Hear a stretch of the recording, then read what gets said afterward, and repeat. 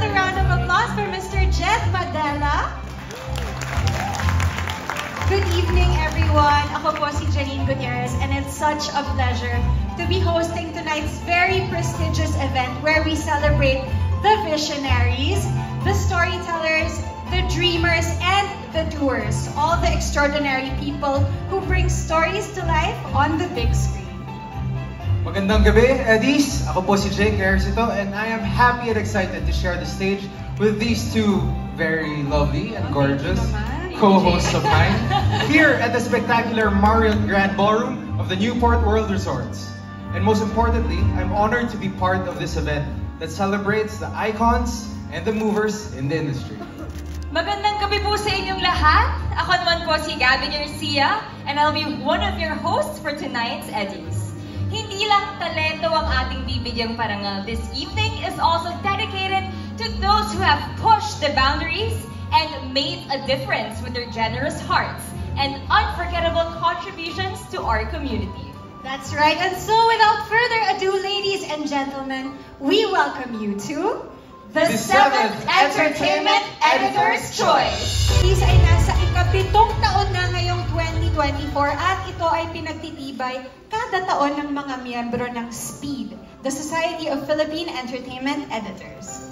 Ang dedikasyon ng grupong ito ay walang kapantay. Bukod sa pagbibigay-pugay sa mga obra ng pelikulang Pinoy, tinutularan din ang SPEED dahil sa kanilang kawang gawa. Bilang pasimula ng ating programa, bigyan natin ng pagkilala ang mga miyembro ng SPEED na kasama natin ngayong gabi. Let's all welcome Ms. Salve V. Asis, President of SPEED from Filipino Star ngayon at Pampanga. Kim P. De Leon and Romnick Sarmienta, and thank you, Chan Robles and Company, the Eddies official editor.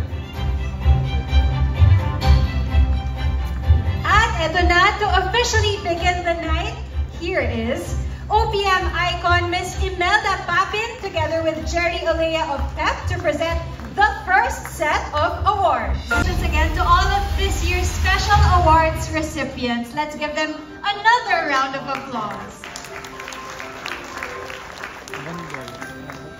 As we move on to the next part of our program, matanong ko lang kayo, Jake and Gabby, in your experience in acting, syempre mga nag-uumpisa pa lang naman tayo, pero so far, paano mo masasabi na magaling na supporting actor or actress ang ka-eksena mo? Well, what do you think? Well, I'm still learning up to this day with my co-actors, of course, my director. And I feel like a supporting actor plays such an important role. Dahil, of course, kailangan mo supportahan ng lead. But you also support the lead without dimming your own light. So, yun ang ka-importansya ng isang supporting actor talaga. Yeah, like she said, parang for me, it's all about the collaborative spirit. Yes. When you're able to bounce off of each other, to lift the scene and not yourselves. Correct. Tama. Ang ganda ng mga sagot nyo. And I think our next presenters would also agree, syempre with their experience in lead and supporting roles.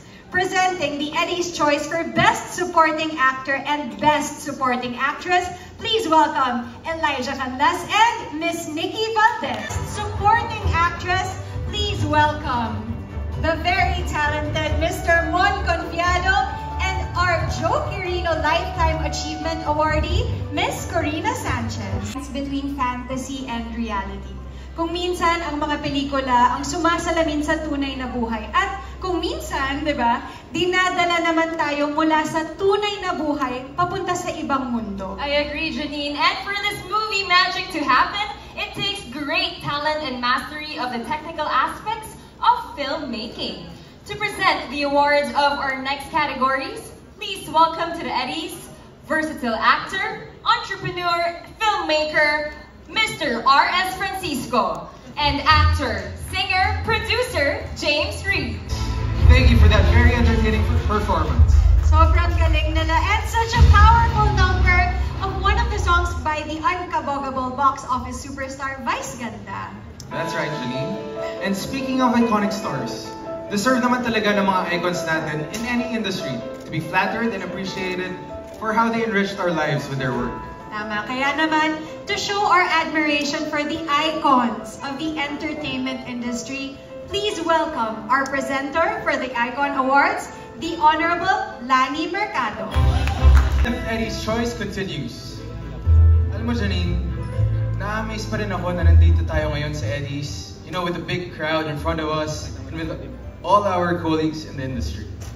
Kasi it was just a few years back when we were all observing quarantine restrictions, pero ngayon, we can definitely say na nagbalik na ang sigla ng Philippine cinema. Tama, magkasama pa tayo sa lock-in 2 years ago. Totoo talaga yan. Dati, di ba, kasi nasa loob lang tayo ng bahay, nagbe-binge watch ng mga series at mga pelikula. Pero ngayon, may mga bago ng pelikula na talagang pumatok sa takilya.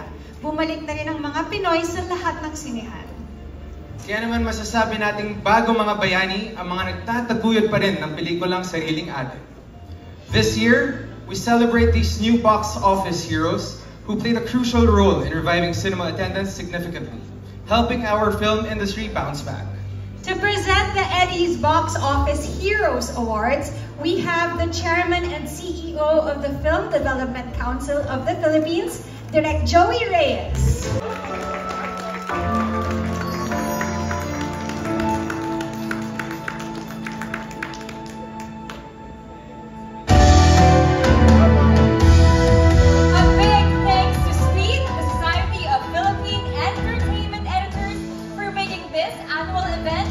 And finally, to our audience at home and right here, thank you so much for being a part of this memorable evening. Our industry is truly vibrant and thriving because of your love and support for Philippine cinema.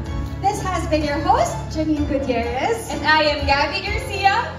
And I am Jake Ejercito. Signing out from the 7th Entertainment Editor's Choice Awards.